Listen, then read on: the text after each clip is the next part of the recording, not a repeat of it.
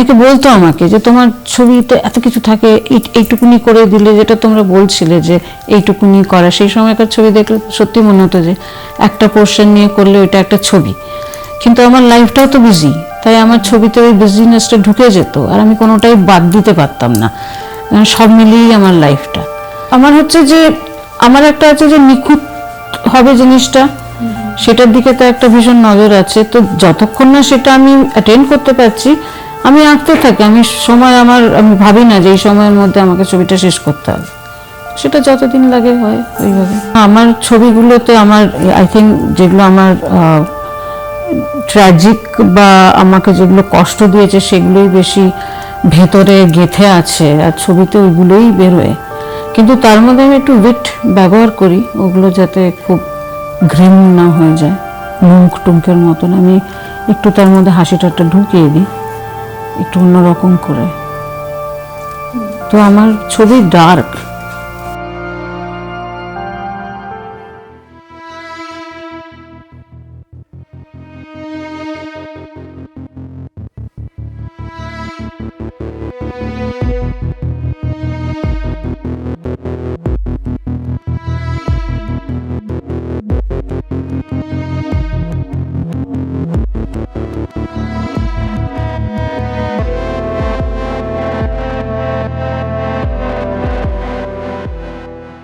শান্তিনিকেতন, তখন তো বিশ্বভারতীর নামটা জানতাম না, শান্তিনিকেতনে পড়তে আসি কলা ভবনে। তখন আমার ধারণা ছিল না যে পেন্টিং ছাড়াও যে অনেক কিছু হয়, কি হয় আমার অ্যাকচুয়ালি জানা ছিল না।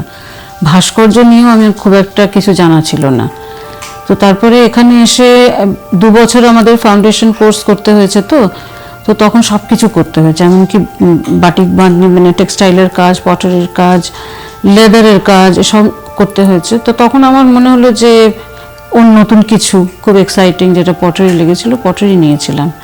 কিন্তু পটারি নিয়ে মানে ওটার সময় আমাদের তো 2 বছরে যে গ্রুপটা চলতো, তখন আমাদের অনেক কিছু করতে হয়েছে, যেমন স্কাল্পচার, পেইন্টিং ছিল, তাতে টেম্পারা শিখতে হয়েছিল, টেম্পারা করতে হয়েছিল একটা গ্রুপে, কম্পোজিশন টেম্পারা দিয়ে করেছিলাম। স্টাডি আর স্কেচ, এগুলো তো সবসময় আমাদের টিচাররা, এখানকার যেটা মেন একটা জোর আছে না বিশ্বভারতীর মানে কলা ভবনের, সেটা হলো যে সবসময় বলে স্কেচ করো, বাইরে গিয়ে স্কেচ করো। তো সারা মানে 1st to 5th year 7th year অবধি আমি কিন্তু বাইরে স্কেচ করতে যেতাম। হ্যাঁ, তাতে যেটা হয় যে এই বডির ড্রয়িং, যেটা আমাদের কারোরই সেরকম জানা থাকে না, আসি যখন, সেইটা বেশ পাকাপোক্ত হয়েছে। সেটা আমি পরে বুঝতে পেরেছি, তখন বুঝতে পারিনি। তারপরে তো আমি এমফাইন করতে আমি আর্ট হিস্ট্রি পড়ি, কারণ এখানে এমফাইনে পটারি ছিল না। তাতেও আমার প্রচুর আমার একটা কথা বলি, আর্ট হিস্ট্রি আমার খুব প্রিয় প্রথম থেকেই। তো এত কিছু দেখতে পাচ্ছি নতুন, অবভিয়াসলি আমার ভালো লাগতো। আর এমফাইনে এসে আরও কন্টেম্পোরারি সারা দুনিয়ার কাজ, ফার ইস্ট থেকে শুরু করে ওয়েস্টার্ন কন্টেম্পোরারি, রেনেসাঁস খুব ঘুলে খেয়েছিলাম ওই সময়। তো সেই সময় অনেক এত কাজ দেখে তো সেগুলো রয়ে গেছিলো মনে। বেরিয়ে এখান থেকে তবে চাকরি বাকরি বিয়ে করি, চাকরি বাকরির জন্য এদিক ওদিক ঘুরি। আমার একটা সময় ছিল যে আমি চাকরি করতাম না, বাড়িতে একা থাকতাম, সেই সময় আমি ড্রয়িংটা শুরু করি। আমি খুব একটা শিওরও ছিলাম না কি করছি না করছি। তো আমার হাজব্যান্ড আমাকে খুব গাইড করেছে, মানে অ্যাকচুয়ালি সত্যি কথা বলতে গেলে আমাকে যদি সত্যি কিছু টিচার হিসেবে যদি বলি, তাহলে আমার হাজব্যান্ড দীপক ভট্টাচার্য। ও আমারই ক্লাসমেট ছিল, আর ও আর্ট হিস্ট্রি নিয়ে পড়াশোনা করতো, পেন্টিংও করতো খুব ভালো। আর একজন ছিলেন মানিদা, কেজি সুব্রমণিয়ান, একজন ভীষণ অলরাউন্ডার টাইপের মানুষ ছিলেন। তো উনি যখন অন্য কোনো গ্রুপে গিয়ে, টেক্সটাইলের গ্রুপে গিয়ে উনি ডেমনস্ট্রেশন দিতেন যে এইভাবে করো, এইভাবে করো, খুব ছোট ছোটোভাবে উনি এত ভালো বোঝাতেন যে সেগুলো আমার মনে বেশ ধরে যেত, মানে রয়ে গেছিল যে কোথা থেকে ইন্সপিরেশন নেওয়া যায় আর কি। তো যাই হোক, তো তখন যখন ড্রয়িং শুরু করি, যেটা আমার, যেহেতু আমি পেন্টিং শিখিনি ফর্মালি, তাই জন্য আমার ভেতরে না কোনো রকম ছিল না যে আমার একটা স্টাইল লাগবে বা আমি এই মিডিয়ামে করবো, সেই মিডিয়ামে। তো আমি প্রথম ওই পেন অ্যান্ড ইঙ্কেই শুরু করি। আর আমার যেরকম, আমি দেখলাম যে আমার টেক্সচার করতে খুব ভালো লাগে, তো আমার হয়তো একটা কার্পেটের লোমশ টেক্সচার চাই, তখন একটা শুকনো তুলি বা একটা কাঠি একটুখানি চিবিয়ে নিয়ে ওটাকে দিয়ে মানে কালো কালি লাগিয়ে ওটা দিয়ে আমি করতাম। তো আমার খুব মজা লাগতো ওইগুলো করতে আর কি সেইভাবে। তো করতে করতে করতে ওই আর যেটা ছিল যে যেখান থেকে শুরু করি সেটা প্রথম ড্রয়িংটাই ছিল হস্টেল লাইফ। তারপরে বেশ কিছু বছর, কারণ তখন সবে সবে পাশ করেছি হস্টেল লাইফ। তো আমি আমার যত দিন গেছে আমার একটা যেরকম আমার জীবনটা কেটেছে, তারপরে ঠিক সেইভাবে আমার ছবির ফরম্যাট চেঞ্জ হয়েছে, আর ছবির ভেতরে যে এলিমেন্টস যে কি থাকবে সেইগুলো চেঞ্জ হয়েছে, মানে কম্পোজিশন ওয়াইজ চেঞ্জ হয়েছে। যেমন একটা সময় যখন আমার সংসার, আমার ছেলে মেয়ে হলো, তখন আমি প্রচণ্ড বিজি আমার লাইফ। হ্যাঁ, তারপরে একটা সময় চাকরি পেলাম কলাবাগান মিউজিয়ামের কিউরেটরশিপ করা, বাড়িতে এসে বাচ্চারা, তারপর রান্নাও করতাম, সব মিলিয়ে এত বিজি। তো আমার ছবিগুলো খুব বিজি থাকতো। তো অনেকে বলতো আমাকে যে তোমার ছবিতে এত কিছু থাকে, এইটুকুনি করে দিলে, যেটা তোমরা বলছিলে যে এইটুকুনি করা, সেই সময়কার ছবি দেখলে সত্যি মনে হতো যে একটা পোর্শন নিয়ে করলে ওইটা একটা ছবি। কিন্তু আমার লাইফটাও তো বিজি, তাই আমার ছবিতে ওই বিজিনেসটা ঢুকে যেত, আর আমি কোনোটাই বাদ দিতে পারতাম না, কারণ সব মিলিয়েই আমার লাইফটা। তারপরে আমার একটা সময় যখন মানে হঠাৎ করে একটা আর্ট বুম এলো, সেই সময় একটু ক্যাম্প এদিকে যেতে শুরু করলাম, তখন আমার মনে হলো যে আমি এবার একটু পেন্টিং করে দেখি। পেন্টিং কোনোদিন করিনি আমি সেইভাবে, অ্যাক্রিলিক ক্যানভাস আর কি, ক্যানভাসে পেন্টিং। তো ক্যানভাসে যখন করতে শুরু করলাম, তখন একটা সময় যেটা হলো যে ওই যেটাকে পোস্ট মডার্ন ডায়ালেক্ট যেটা বলে না, যে ফটো রিয়েলিজম, সবাই ফটোশপে একটু ম্যানিপুলেট করে নিয়ে সেই স্টার্ক কালার এরিয়াসগুলো করে ছবি। তো আমি এরকম করে বেশ কিছু আমার ছবি আছে, আমি দেখাতে পারি। তো তার মধ্যে আমি অনেকের সে সময় আমি যেটা করতাম যে আমি যেমন আমার ছেলেদের এঁকেছি, হ্যাঁ, তারপরে আশেপাশের লোকজনকে এঁকেছি, কাজের লোককে এঁকেছি। কিন্তু যখনই করতাম আমি কিন্তু ছবিটার থেকে নিতাম, কিন্তু আমি কখনো ট্রান্সফার করতাম না। অনেকে যেটা করে আমি শুনেছি পরে, আমি কপি করতাম, ওই ছোট ফটোগ্রাফ থেকে আমি কপি করে করে বড় ড্রয়িংগুলো করতাম। কিন্তু একটা সময় পরে দেখলাম যে আমি সেই ঘুরে ঘুরে 6 ফুটের ক্যানভাসেও আমি 000 সাইজের ব্রাশ নিয়ে কুটকুট করে করে কাজ করছি। তো তারপরে সেটা কিছুদিন চললো, 2-3 বছর চলেছিল। 2006 থেকে মোটামুটি 9 অবধি চলেছিল। তারপরে আমি আবার ড্রয়িংয়ে ফিরে আসি, কারণ এই ক্যানভাস ওগুলো এক হচ্ছে স্টোর করা, আর একটা হচ্ছে মানে বয়ে বেড়ানো। আমি কিছুদিন ব্যাঙ্গালোরে চলে গেছিলাম চাকরি করতে, তো সেই সময় আমি তখন ড্রয়িং আবার শুরু করি, ইজি আর কি হ্যান্ডেল করা। একটা সময় আমার হাজব্যান্ড মারা যাওয়ার পরে আমি নিজে আমার লাইফের সেন্টার হয়ে গেলাম, ইন দ্য সেন্স যে আমাকে ঘিরেই যেন দুনিয়াটা চলছে, আমাকেই সমস্ত ডিসিশন নিতে হচ্ছে। আমার ছেলেরা, আমাদের মেয়ে ছেলে, এরা সবাই আমাকে ঘিরে রয়েছে। তখন না আমি খুব সেলফ পোর্ট্রেট একটা সময় করতে শুরু করেছিলাম, এবং আমার মুখটাই সেখানে থাকতো। আশেপাশে অনেক পেয়ার ডাউন হয়ে গেল, অনেক ডিটেলস যেগুলো আমি বিজি যে কাজগুলো করতাম সেগুলো এখন হারিয়ে গিয়ে এখন আস্তে আস্তে অনেক কম হয়ে গেল তো সেই ফেজটাও কাটলো। ড্রয়িং যখন এলো, এই করতে করতে চলছিল। তারপরে এলো কোভিড। সেই সময় আমার ছবিতে আবার একটা মোড় আসে। মানে এই অবধি কিন্তু আমি আমার নিজের জীবনের আশেপাশে যা হচ্ছে সেটাই আমি করতাম, কিন্তু কোভিড আসার সময় আমি যেটা হলো, আমি তো খুব নিউজে দেখতাম যে লোকজন পরিযায়ী যে শ্রমিক তারা বাড়ি ফিরছে, কত লোক অনেক দুর্ঘটনাতে মারা গেছে, বা তারা বাড়ি ফিরতে পারছে না, কোথাও কিভাবে তারা অমানসিক ভাবে কিভাবে তারা বাড়ি ফেরার চেষ্টা করছে। তো সেইগুলো আমি তখন প্রত্যেকদিন ভাবতাম, এটা বোধহয় আমাদের লকডাউন হওয়ার পর 2-3 দিন আমি ভাবতাম, আরে এরকম যাচ্ছে, বেরোতে পারছে না, ওদের ব্লিচিং পাউডার দিয়ে ওদের স্প্রে করছে যেন ওরা পশু এরকম। তো আমি ভাবতাম যে আজকে হয়তো ওদের বাস ব্যবস্থা করবে, আজকে হয়তো ওদের ট্রেন ব্যবস্থা করবে গভর্নমেন্ট। তারপর দেখলাম যে দিনের পর দিন কেটে যাচ্ছে, কোনো ট্রেন নেই, কোনো বাস নেই, কিরমভাবে ওরা হেঁটে হেঁটে ফিরেছে বাড়ি। একটা দল এসেছিল ওয়েস্ট বেঙ্গলে, তারা একটা মানে ট্রাকের মধ্যে মানে একদম ঠেসে সেই মনে হয় ওই নাৎসিরা যেরকম করে পাঠাতো ওদের জিউসদের, ঠিক সেরকম ওইভাবে ঠেসে কোনো রকমে এসছে, মরেও গেছে নিঃশ্বাস বিশ্বাস না নিতে পেরে। তখন থেকে আমার না অ্যাটেনশনটা খানিকটা মানে সোশিও ইকোনমিক পলিটিক্যাল এইটা চলে গেল। আমি তখন এইটা ঘিরে বেশ কিছু ছবি এঁকেছি। আরও একটা জিনিস, যে সময় এই কোভিডের সময় আর একটা জিনিস খুব মানে আমার কানে আসতে লাগলো, যে প্রচুর রেপ হতো সেই সময় ইউপিতে, স্পেশালি ইউপিতে বিশেষ করে। আর সেগুলো খুবই কাস্ট বেসড, হ্যাঁ, মানে কোনো ছোট জাতের মেয়েকে রেপ করে মেরে ফেলে দিয়েছে, তার কোনো না খাতা লেখা হয়েছে না কিছু, কোনো কমপ্লেন নেওয়া হয়নি, কিচ্ছু করা হয়নি। মানে আর যেহেতু বড় জাতের ছেলেরা রেপ করেছে তাদের কিছুদিন বোধহয় পুড়ে দিয়ে তারপর ছেড়ে দিয়েছে, তারা এখন দিব্যি ঘুরে বেড়াচ্ছে। তো এইসব নিয়ে না তখন এইসব নিয়ে আমার ছবি আছে বেশ কয়েকটা। তার মধ্যে আমি তখন আমার কালি চলে এসছে আমার ছবিতে, কোথাও একটা মনে হতো যেন একটা হিডেন ফোর্স তো আছে আমাদের মধ্যে, সেটাই হয়তো আমাদের বাঁচিয়ে রাখে। তো এই একটা আমার মধ্যে তখন থেকে আমার ছবিতে না একটা অন্যরকম এই যে মোড়টা নিয়েছে একটু বাইরে দেখার, তখন থেকে একটা অন্যরকম শিফট করে গেছে। ছেলেরাও বড় হয়ে গেছে, তারাও এদিক ওদিক চলে গেছে। তো এখন আমার লাইফটা মোটামুটি দেশ নিয়ে একটা এখন খুব আমার মাথা ব্যথা, মানে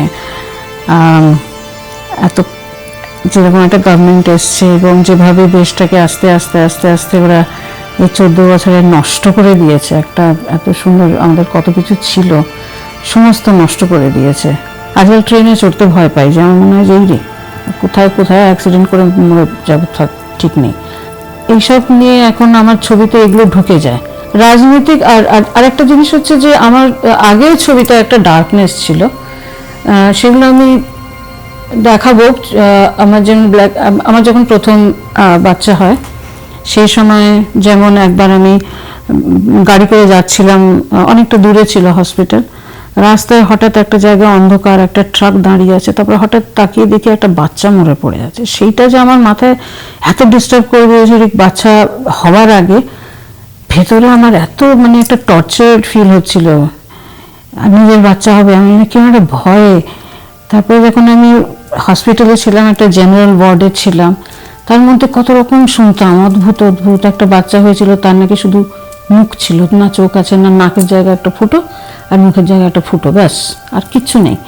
হেলদি একটা মেয়ে বাচ্চা, তার যে কী হয়েছে ভগবান জানে। তো এরকম এইগুলো না আমাকে এত ডিস্টার্ব করতো। তারপরে আমার হাজব্যান্ড আমাকে বললো যে তুমি এগুলো নিয়ে, তোমার এগুলো ডিস্টার্ব করছে, তুমি মানে বেরিয়ে আসার পরে এগুলো তুমি ছবি আঁকো, একটা ক্যাথারসিস হবে। তো আমি এগুলো আমার একটা সিরিজ তখন করেছিলাম ওই হসপিটাল দিয়ে, সেই ছবিগুলোর মধ্যে এই জিনিসগুলো আছে, এই ডার্ক এলিমেন্টস কিছু কিছু আছে। মানে বললাম না, আমি যা দেখি সেগুলো ঢোকাই, তারপরে সাবকনশিয়াসে হয়তো অনেক দিন আগেকার কিছু দেখা বা কিছু ফিল করা, সাবকনশিয়াস তো বারবার বেরিয়ে আসে আমার ছবিতে, সেটা এগুলো তো ঢুকে যায় না ভেতরে। তো আমার ছবিতে সবসময় ওই সাবকনশিয়াস থেকে একটা আমার মৃত্যু ব্যাপারটা আমার জীবনে খুব রিয়েল। মানে ইভেন ছোটোবেলায় আমি ভীষণ, জানি না সেই সময় বাচ্চারা মৃত্যু নিয়ে ভাবে কি না, লাইক 5 বছর 6 বছর বয়স থেকে আমি কেন জানি না, একটা মৃত্যু কনসেপ্টটাই তো এত মানে অজানা একটা কনসেপ্ট না সেই বয়সে, কিন্তু আমি খুব ভাবতাম, আমি স্বপ্নও দেখতাম অদ্ভুত অদ্ভুত মৃত্যু নিয়ে। তো ওইগুলো আমার সেই স্বপ্ন, সেই অনেক দিন আগে দেখা স্বপ্ন আমার ছবিতে পরে এসছে কিছু কিছু এলিমেন্ট, সেগুলোকে আবার পিক্টোরিয়ালও অনেক জায়গায়। কয়েকটা জিনিসের নাম করবো, একটা হচ্ছে অজন্তা মিউরালস। অজন্তা মিউরালসে যেরকম ছোট বড় অ্যাকর্ডিং টু কম্পোজিশন ওইটা আছে। মানিদার কাজের যে একটা র্যান্ডম ব্যাপার আছে না, এখান থেকে বাঁদর ঢুকছে, ওই দিক থেকে একটা ভগবান, তো ওই জিনিসটা। তারপরে মিনিয়েচার্স, আমাদের ইন্ডিয়ান মিনিয়েচার্স, স্পেশালি ইন্ডিয়ান মিনিয়েচার্স বলতে পাহাড়ি মিনিয়েচার্সগুলো যেগুলো খুব সূক্ষ্ম, খুব সুন্দর, ওইটার যে একটা আমেজ, আমার কাজে ওই আমেজটা নেই, সিরিন ব্যাপারটা তো নেই, কিন্তু ওটার যে সূক্ষ্মতা সেটা খুব মুঘল মিনিয়েচার্স যেটা ছিল ওইটা। আর আরেকজনের কাজ আমার ভীষণ ভালো লাগতো, সেটা কিতাই, আরবি কিতাই বলে যে ব্রিটিশ আর্টিস্ট ছিলেন, ওনার কাজের ওই একটা র্যান্ডমনেস, আমি ওনার কাজ নিয়ে আমাদের এমফাইনে একটা পেপার লিখতে বলেছিলেন, তোমাদের চয়েস মানে তোমাদের চোজেন আর্টিস্টদের। তো আমি কিতাইয়ের কাজ নিয়ে লিখেছিলাম, করেছিলাম প্রজেক্টটা। আর হ্যাঁ, কিতাইয়ের কাজ, তারপর রেনেসাঁস আমরা খুব ভালো পড়েছিলাম সেই সময়কার কম্পোজিশনস। বা আমার কাজে একটা আমার কাজ আছে রিসেন্ট, ওটার নাম Mariamma, Madonna with child and saint Anne. ওই ছবিটার আমি মারিয়াম্মা, আন্নাম্মা, আর আমার কোলে বসে আছে আমার মেয়ে, তার কোলে আছে একটা বেড়াল। তো আমি ওটাকে জেসু ক্যাট বানিয়ে দিয়েছি।